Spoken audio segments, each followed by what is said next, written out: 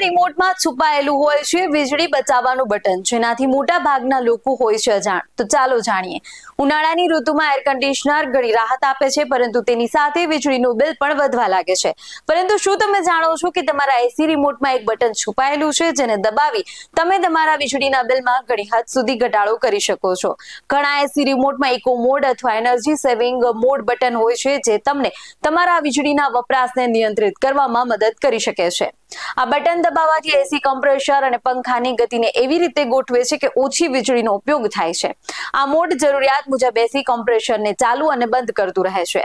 જ્યારે રૂમનું તાપમાન નિર્ધારિત તાપમાને પહોંચે છે, ત્યારે આ મોડ કમ્પ્રેસર બંધ કરે છે, જેનાથી વીજળીની બચત થાય છે.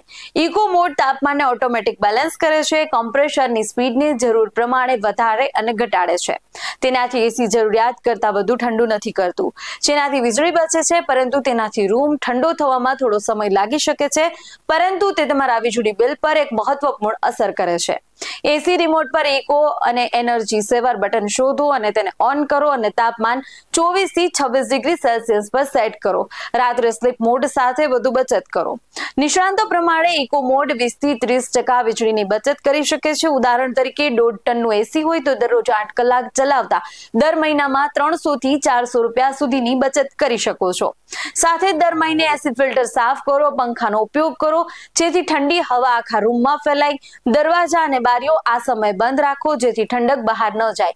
આવી રીતે તે તમારા એસીથી આવતા બિલમાં આપ બચત કરી શકો છો.